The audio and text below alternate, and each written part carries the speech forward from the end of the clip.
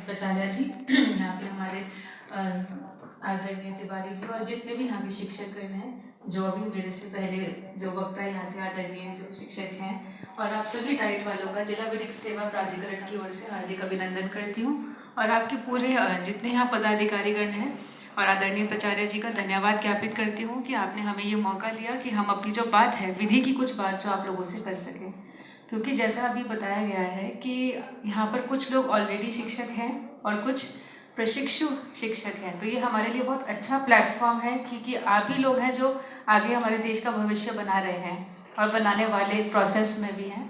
तो ये हमारे लिए भी बहुत अच्छा रहेगा कि जो बात हम जनता तक पहुंचाना चाहते हैं या जो बच्चों तक पहुंचाना चाहते हैं, यदि हम आपको जागरूक कर पाए तो शायद हम एक कदम बेहतर आगे बढ़ पाएंगे अपनी जागरूकता के प्रोसेस में। तो सबसे पहले क्योंकि हम जिला विधिक सेवा प्राधिकरण से आए हैं, तो मैं चाहूँगी थोड़ा सा मैं आप लोगों को ब्रीफ कर पाऊँ, या अगर आप पहले से जागरूक हैं कि जिला विधिक सेवा प्राधिकरण क्या है तो आप लोग मुझे बता दीजिए। क्या आप सभी लोग जानते हैं जिला विधिक सेवा प्राधिकरण क्या है, या पहली बार सुन रहे हैं? जानते हैं? कुछ लोग जानते हैं और कितने लोग नहीं जानते हैं? एक बार थोड़ा सा हैंड रेज करेंगे तो आइडिया लग जाएगा हमें। कितने लोग हैं जो पहली बार सुन रहे हैं जिला विधिक सेवा प्राधिकरण का नाम? सुना है सबने, लेकिन क्या करता है प्राधिकरण इसकी जानकारी नहीं है। हाँ जी, अल्प जानकारी है।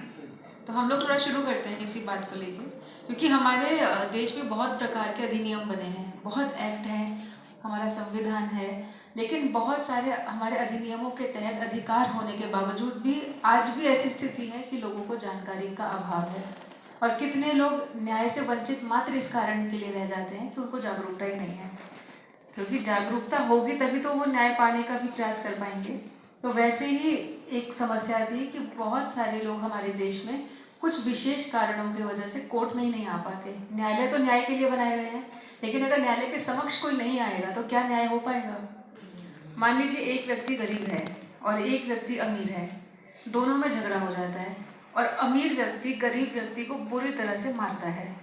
ये सिर्फ एग्जाम्पल के तौर पे कह रहे हैं, इसको अदरवाइज नहीं लीजिएगा, सिर्फ समझाने के पर्पज से उदाहरण सहित बता रहे हैं।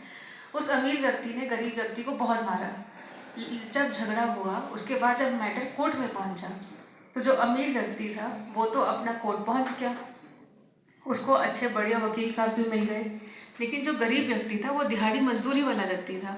तो वो व्यक्ति जब एक दिन अपना दिहाड़ी छोड़ के कोर्ट में गया तो कोर्ट में समय तो लगता है, डेट आती है, सुनवाई होती है, तो उसको ऐसा रियलाइज़ हुआ कि मैं कोर्ट में आया हूँ, मेरे से वकील साहब ने एक दिन का इतना पैसा भी ले लिया, प्लस मेरी दिहाड़ी भी छूट गई, तो मेरा तो बहुत नुकसान हो गया।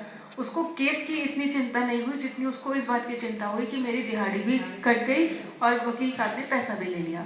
तो उसके लिए वो ज़्यादा चिंता का विषय हो गया। 2-4 तारीखों के बाद उसने कोर्ट में आना छोड़ दिया। अब जब वो कोर्ट में नहीं आया और वो जो अमीर व्यक्ति था उसकी तो प्रॉपर पैरवी हो रही थी, उसके वकील साहब भी थे, उसके पास गवाह भी थे, उसके वकील साहब को बाकायदा फीस मिल रही थी प्रॉपर, वो रोज़ाना कोर्ट में आ रहा था, तो उसका तो केस परस्यू होता रहा। लेकिन फाइल में जो गरीब व्यक्ति था उसकी तरफ से पैरवी करने वाला कोई नहीं था। अब क्या हुआ, अल्टीमेटली वो गरीब व्यक्ति केस हार गया। तो इसमें कोर्ट की गलती है कुछ? है ना, कोर्ट ने तो जो फाइल पे दिखा वो निर्णय ले लिया, तो निर्णय फाइल के हिसाब से तो सच हुआ, सही निर्णय हुआ, लेकिन क्या वास्तव में न्याय हुआ? नहीं हुआ ना, क्योंकि वो व्यक्ति इस कारण से केस नहीं हारा कि उसके केस में दम नहीं था, वो इस कारण से केस हारा क्योंकि उसके पास केस लड़ने का दम नहीं था, है ना।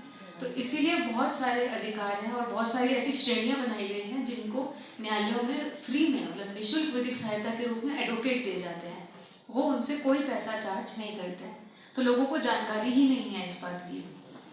तो हमारा अगर हम आपको श्रेणियाँ बताना शुरू करें तो सबसे पहले ऐसे लोग जिनकी 3 लाख रुपए से कम इनकम है 1 साल की, और ये कैसे पता लगेगा? बिल्कुल, आय प्रमाण पत्र से। अगर किसी के आय प्रमाण पत्र में, चाहे वो महिला है चाहे वो पुरुष है, अगर उसके आय प्रमाण पत्र में 3 लाख रुपए से कम की आय दिखाता है 12 महीने की, तो वो कोर्ट में जाके फ्री में एडवोकेट लेने का पात्र है। वो कोर्ट में भी अर्जी दे सकता है, कोर्ट में यदि अर्जी नहीं दे पा रहा है तो वो जिला विधिक सेवा प्राधिकरण में भी अर्जी दे सकता है।